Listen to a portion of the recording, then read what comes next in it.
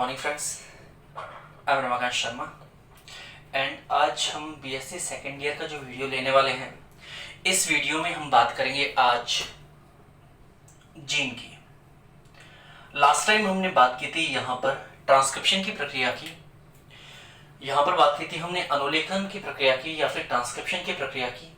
हमने last video में देखा था कि किस प्रकार कोशिका में अनुलेखन या ट्रांसक्रिप्शन होता है, जिसके फलस्वरूप सबसे पहले एक विषमांगी आरएनए बनता है और फिर उस विषमांगी आरएनए से मैसेंजर आरएनए का निर्माण होता है।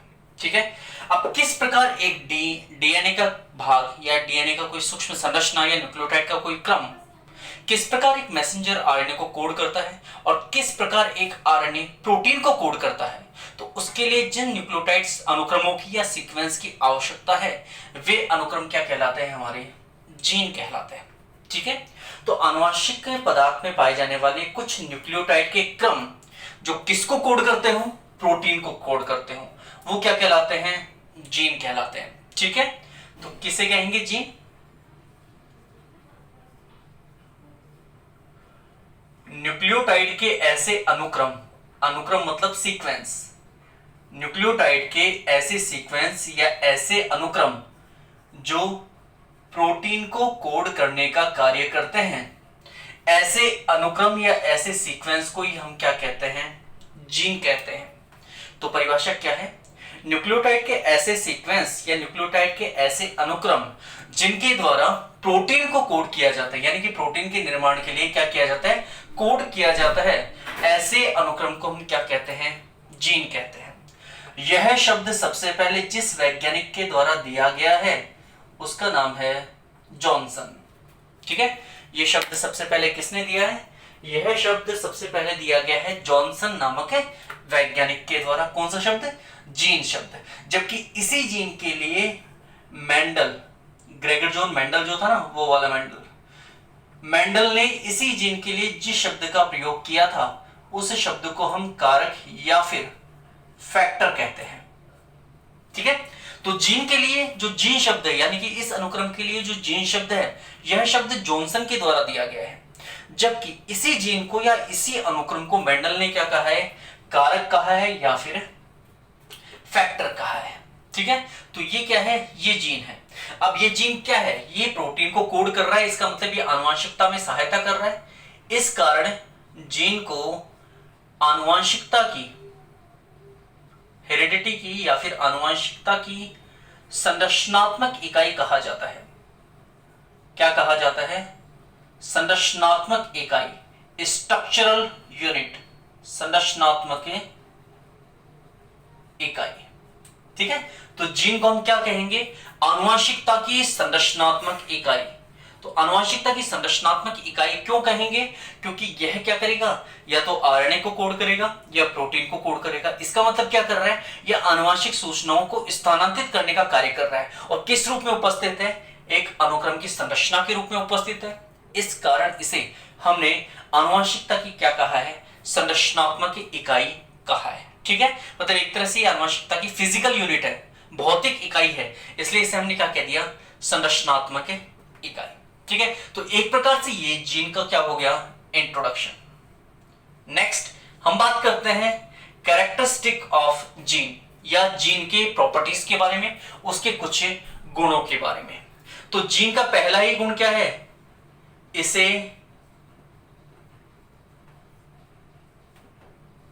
आनुवंशिकी की फिजिकल यूनिट कहते हैं, भौतिक इकाई कहते हैं। और भौतिक इकाई क्यों कहते हैं, क्योंकि यह आनुवंशिकता की क्या निर्मित करता है, संरचना निर्मित कर रहा है। आनुवंशिकता की क्या निर्मित कर रहा है, संरचनात्मक इकाई निर्मित कर रहा है। इस कारण इसे आनुवंशिकी की क्या कहते हैं, भौतिक इकाई कहते हैं। ये जीन का पहला गुण है। ठीक है, इसके अलावा जीन गुणसूत्रों पर उपस्थित, जीन गुणसूत्रों पर उपस्थित विशिष्ट अनुक्रम होते हैं। जीन गुणसूत्रों पर उपस्थित क्या होते हैं, कुछ विशिष्ट अनुक्रम होते हैं, कुछ विशिष्ट क्या होते हैं, सीक्वेंस होते हैं, जो किसी विशिष्ट स्थल पर ही क्या पाए जाएंगे। ठीक है। तो गुणसूत्रों पर उपस्थित विशिष्ट अनुक्रमों को ही क्या कहा जाएगा, जीन कहा जाएगा, जो क्या करेंगे, जो या तो आरएनए को कोड करेंगे या फिर प्रोटीन के लिए कोड करने का क्या करेंगे, कार्य करेंगे। ठीक है। तो आरएनए के लिए या प्रोटीन के लिए कोड करने का जो कार्य होगा वो कार्य भी किसके द्वारा किया जाएगा, जीन के द्वारा किया जाएगा। तो यहां पर हमारे पास जीन के लिए 3 प्रॉपर्टीज हैं या 3 गुण हैं। पहला आनुवंशिकता की या आनुवंशिकी की क्या है, ये संरचनात्मक या भौतिक इकाई। दूसरा गुणसूत्रों पर जो भी उपस्थित विशिष्ट अनुक्रम होंगे वो क्या कहलाएंगे, जीन कहलाएंगे। जैसे कि मान लीजिए कोई गुणसूत्र है और इस गुणसूत्र में पाए जाने वाला ये कोई डीएनए का सीक्वेंस है। इस डीएनए के सीक्वेंस में यहां पर कुछ ए सी जी सी ए ये कोई अनुक्रम उपस्थित है। अब अगर ये अनुक्रम किसी आरएनए को या किसी प्रोटीन को कोड कर रहा है, ये अनुक्रम किस पर उपस्थित है, डीएनए पर, और कोड किसको करेगा, आरएनए को या प्रोटीन को। तो ये जो विशिष्ट अनुक्रम है जो किसी आरएनए या प्रोटीन को कोड करता है, तो इसी विशिष्ट अनुक्रम को क्या कहेंगे, जीन कहेंगे। ठीक है। वह अनुक्रम जो किसी पॉलीपेप्टाइड को या फिर आरएनए को क्या करता है, कोड करता है, क्या कहलाएगा, जीन कहलाएगा। ठीक है। अब जीन से संबंधित विभिन्न वैज्ञानिकों के द्वारा विभिन्न शब्दों का क्या किया गया है, प्रयोग किया गया है। तो कुछ हम ऐसे टेक्निकल शब्द या कुछ ऐसे तकनीकी शब्दों की बात करेंगे जो जीन के संदर्भ में क्या किए जाते हैं, प्रयोग किए जाते हैं। जैसे पहला जो शब्द हम काम में लेने वाले हैं उसे कहते हैं रेकॉन।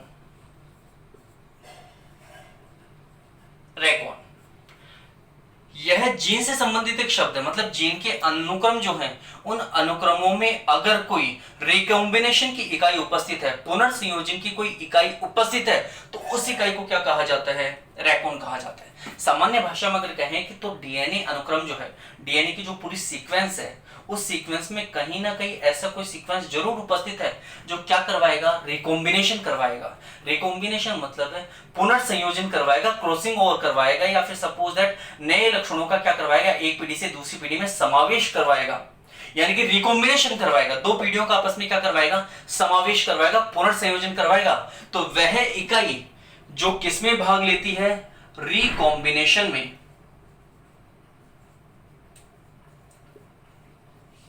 रिकॉम्बिनेशन मतलब पुनर्संयोजन में, उस इकाई को हम क्या कहते हैं, रेकॉन कहते हैं। ठीक है। तो डीएनए अनुक्रम पर पाई जाने वाली वह सूक्ष्म इकाई जो किसमें पार्टिसिपेट करेगी, रिकॉम्बिनेशन में पार्टिसिपेट करती है, पुनर्संयोजन में पार्टिसिपेट करती है, उसे रेकॉन कहा जाता है। इसके बारे में या इस शब्द के बारे में सबसे पहले जिस वैज्ञानिक के द्वारा बताया गया है उसे बेंजर कहा जाता है। क्या, सॉरी, उस वैज्ञानिक का नाम क्या है, बेंजर। बेंजर ने सबसे पहले किसके बारे में बताया है, इस रेकॉन इकाई के बारे में। तो रेकॉन इकाई क्या है, वह इकाई जो किससे संबंधित होगी, रिकॉम्बिनेशन या फिर पुनर्संयोजन से, उसे क्या कहा जाएगा, रेकॉन कहा जाएगा। ठीक है। अब हम बात करते हैं दूसरी इकाई जिसे सिस्टोन कहा जाता है। क्या कहा जाता है, सिस्टोन कहा जाता है। सिस्टोन को डीएनए अनुक्रम की क्या कहा जाता है, कार्यात्मक इकाई कहा जाता है।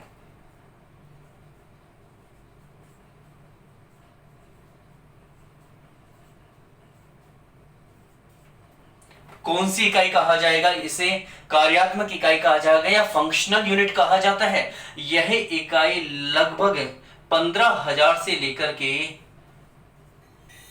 30,000 तक न्यूक्लियोटाइड से मिलकर बनी होती है। मतलब इस डीएनए के अनुक्रम के अंदर या इस न्यूक्लियोटाइड्स के अनुक्रम में लगभग कितने न्यूक्लियोटाइड्स पाए जाते हैं, 15,000 से, 15 नहीं 15,000 है, 15,000 से लेकर के लगभग 30,000 तक इसमें क्या उपस्थित होता है, न्यूक्लियोटाइड उपस्थित होते हैं। और यही जो सिस्टोन इकाई है यही अनुक्रम के सारे काम करवाएगी। जैसे कि अगर मैसेंजर आरएनए को कोड करना है या मैसेंजर आरएनए का निर्माण करना है तो भी वो कौन करवाएगा, सिस्टोन करवाएगा।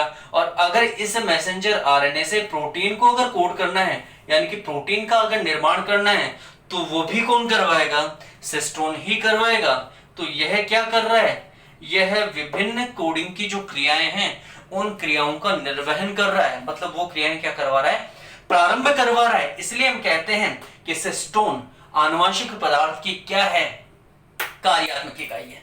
ठीक है, कौन सी इकाई है, कार्यात्मक इकाई है। इस इकाई के बारे में भी किसके द्वारा बताया गया है, बेंजर नामक वैज्ञानिक के द्वारा। बेंजर नामक वैज्ञानिक ने इस आनुवंशिक इकाई के बारे में भी बताया है। तो रैकोन के बारे में भी बेंजर ने ही बताया है और सिस्टोन के बारे में भी किसने बताया है, बेंजर ने बताया। ठीक है, उसके बाद बात करते हैं हम अन्य इकाइयों की। तो यहां तक कोई डाउट नहीं है। सबसे पहले जीन की परिभाषा थी, वह न्यूक्लियोटाइड का अनुक्रम जो किसी प्रोटीन को क्या करता है, कोड करता है, उसे हम क्या कहेंगे, जीन कहेंगे। शब्द किसके द्वारा दिया गया है, जॉनसन के द्वारा, जबकि मेंडल इसी जीन के लिए किस शब्द का प्रयोग करते हैं, कारक शब्द का। यह क्या है, आनुवंशिकता की संरचनात्मक इकाई है। चूंकि यह आनुवंशिकता की संरचनात्मक इकाई है इसलिए इसे आनुवंशिकी की भौतिक इकाई भी कहते हैं। यह गुणसूत्रों पर उपस्थित विशिष्ट अनुक्रम होता है जो आरएनए एवं प्रोटीन के लिए क्या करता है, कोड करता है। ठीक है, उसके बाद इसके कुछ तकनीकी शब्द हैं, जैसे कि रैकोन, वह इकाई जो पुनर्संयोजन का कार्य करती है उसे रैकोन कहते हैं। इसके बारे में बेंजर नामक वैज्ञानिक ने सबसे पहले इसका अध्ययन किया है और किस समय किया है, क्रॉसिंग ओवर के समय।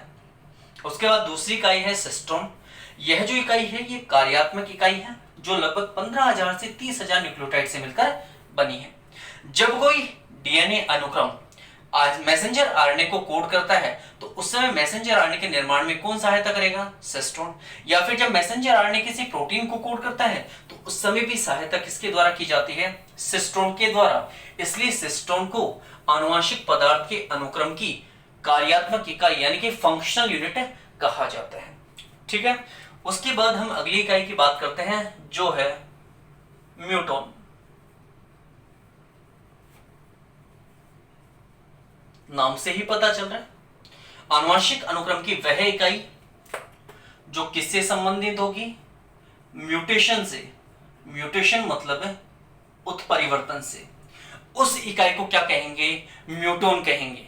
वह इकाई जो किससे संबंधित है, म्यूटेशन से संबंधित है, उस इकाई को क्या कहा जाएगा, म्यूटोन कहा जाएगा। ठीक है, इसमें यह कह सकते हैं कि यह डीएनए का एक ऐसा अनुक्रम है जिसमें क्या पाया जाता है, उत्परिवर्तन। तो डीएनए में पाए जाने वाला वह विशिष्ट अनुक्रम जो उत्परिवर्तन के लिए उत्तरदायी होता है उसे म्यूटोन कहा जाता है। ठीक है, इस उत्परिवर्तन शब्द को सबसे पहले जिस वैज्ञानिक द्वारा दिया गया है उसे ह्यूगो डी व्रिस कहा जाता है। ठीक है, उस वैज्ञानिक का नाम क्या है, ह्यूगो डी व्रिस, जिसने उत्परिवर्तन शब्द को दिया है। तो ये थी तीन मुख्य इकाइयां, रैकोन, सिस्टोन और म्यूटोन। उसके बाद कुछ और इकाइयां होती हैं जो यहां पर प्रयोग की जा सकती हैं, जैसे कि कॉम्प्लेन या कॉम्प्लोन, LON। नेक्स्ट जो इकाई है वह है कॉम्प्लोन। कॉम्प्लोन क्या होती है, डीएनए में पाई जाने वाली वह इकाई या वह अनुक्रम जो कैसा हो, अनुपूरक हो, पूरक, जो क्या हो, अनुपूरक हो, मतलब कॉम्प्लीमेंट्री हो। जैसे हमारे पास कोई डीएनए का क्रम है, इस हमारे पास कोई डीएनए का स्ट्रैंड है, इसमें अनुक्रम ACAG है। ठीक है, और सेम अनुक्रम हमें किसी दूसरे डीएनए पर भी प्राप्त होता है, ACAG। तो ये दोनों अनुक्रम एक दूसरे के क्या होंगे, कॉम्प्लीमेंट्री होंगे। अतः इन इकाइयों को क्या कहा जाएगा, कॉम्प्लोन कहा जाएगा। मतलब डीएनए पर पाए जाने वाले वे विशिष्ट अनुक्रम जो एक दूसरे के क्या होते हैं, कॉम्प्लीमेंट्री होते हैं, अनुपूरक होते हैं, उन्हें कॉम्प्लोन कहा जाता है। इन्हें सिस्टोन के समान ही माना जाता है। मतलब ये कहा जाता है कि ये भी कैसी इकाई है, फंक्शनल इकाई है।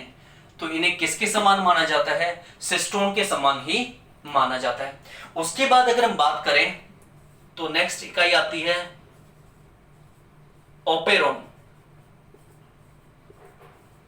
नेक्स्ट जो इकाई हम काम में लेते हैं वो इकाई कौन सी है? ओपेरॉन। अब ओपेरॉन क्या होता है? ये भी एक प्रकार से सिस्टोन के समान फंक्शनल यूनिट है। कैसी यूनिट है? फंक्शनल यूनिट है, मतलब कार्यात्मक इकाई है। और ये क्या करती है? यह कार्यात्मक इकाई डीएनए सीक्वेंस में, डीएनए के अनुक्रम में ऑपरेटर जीन एवं संरचनात्मक जीन के रूप में पाई जाती है। ऑपरेटर जीन एवं संरचनात्मक जीन के रूप में पाई जाती है। तो वह इकाई जो डीएनए अनुक्रम के लिए क्या होगी? कार्यात्मक इकाई होगी, लेकिन किस रूप में पाई जाएगी? या तो डीएनए अनुक्रम में ऑपरेटर जीन के रूप में पाई जाएगी या फिर उसके संरचनात्मक जीन के रूप में पाई जाएगी। ऐसी इकाई को क्या कहा जाएगा? ऑपेरॉन कहा जाएगा। ठीक है। लास्ट जो इकाई काम आती है वो है रेप्लिकॉन। नाम से ही पता चल रहा है, रेप्लिकॉन मतलब है रेप्लिकेशन, मतलब है डीएनए अनुक्रम में पाई जाने वाली वह इकाई जो किसमें सहायता करेगी? प्रतिकृतिकरण में, मतलब रेप्लिकेशन में। ऐसी इकाई को हम क्या कहेंगे? ऐसी इकाई को हम कहेंगे रेप्लिकॉन। तो डीएनए अनुक्रम में पाए जाने वाला वह विशिष्ट सीक्वेंस या वह विशिष्ट अनुक्रम जिसके द्वारा किसमें सहायता की जाएगी? रेप्लिकेशन में या प्रतिकृतिकरण में। उस इकाई को या उस सीक्वेंस या उस अनुक्रम को ही हम क्या कहते हैं? रेप्लिकॉन कहते हैं। उसे हम क्या कहते हैं? रेप्लिकॉन कहते हैं। तो यहां पर कुछ विशेष प्रकार की हमने तकनीकी शब्दों का प्रयोग किया है। किसके संदर्भ में प्रयोग किया है? जीन के संदर्भ में। ठीक है। अब ये जो जीन होते हैं, ये जीन किसी भी गुणसूत्र पर एक निश्चित अनुक्रम में या किसी निश्चित स्थान पर पाए जाते हैं। मतलब जो जीन होते हैं वो गुणसूत्र के किसी विशिष्ट स्थल पर उपस्थित होते हैं। किस पर उपस्थित होते हैं? किसी विशिष्ट स्थल पर। किसके विशिष्ट स्थल पर? गुणसूत्रों के विशिष्ट स्थल पर। जैसे कि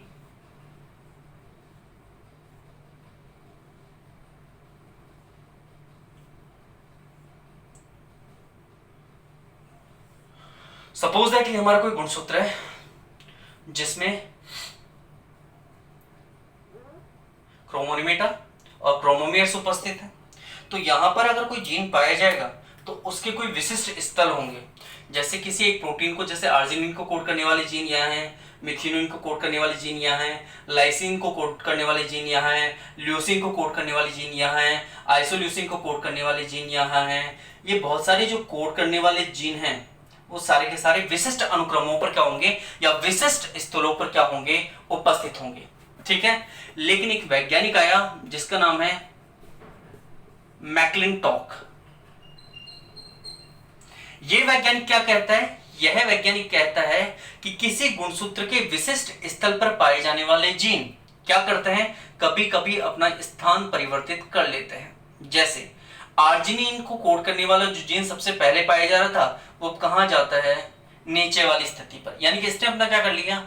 स्थान परिवर्तित कर लिया। या फिर ये जीन यहां से निकलकर किसी और गुणसूत्र के किसी और स्थान पर चला जाए कि पहले ये इस वाले क्रोमोसोमेटा पर था, अब ये दूसरे गुणसूत्र के इस वाले क्रोमोसोमेटा पर आ गया। यानी कि वे जीन जो या तो एक ही गुणसूत्र में अपना स्थान बदल ले या किसी और गुणसूत्र पर जाकर अपना स्थान परिवर्तित कर लेते हैं, ऐसे जीनों को क्या कहा जाता है? ऐसे जीनों को कहते हैं जंपिंग जीन। ठीक है। तो मैक्लिंटॉक क्या कहते हैं? मैक्लिंटॉक कहते हैं कि सामान्यतः जीन जो होते हैं वो गुणसूत्रों को विशिष्ट स्थलों पर उपस्थित होते हैं, किंतु किसी कारणवश वे अपना स्थान क्या कर सकते हैं? परिवर्तित कर सकते हैं। तो या तो कोई भी जीन अब एक ही गुणसूत्र के अंदर अपना स्थान परिवर्तित कर सकता है या किसी दूसरे गुणसूत्र पर जाकर वो अपना स्थान क्या कर सकता है? परिवर्तित कर सकता है। तो ऐसे जीनों को मैक्लिंटॉक ने क्या कहा है? Jumping gene. तो इस प्रकार मैक्लिंटॉक के द्वारा किसकी अवधारणा दी गई है? जंपिंग जीन की अवधारणा दी गई है।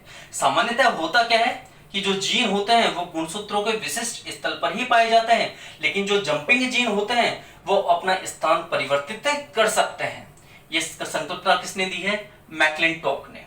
ठीक है, तो ये था हमारा जीन। अब जीन से आगे जितने भी पॉइंट होंगे उनको स्टार्ट करेंगे हम नेक्स्ट वीडियो से। ठीक है, चलिए आज पूरा जीन कंप्लीट हो गया हमारा। नेक्स्ट टॉपिक स्टार्ट करेंगे कल से। Thank you so much.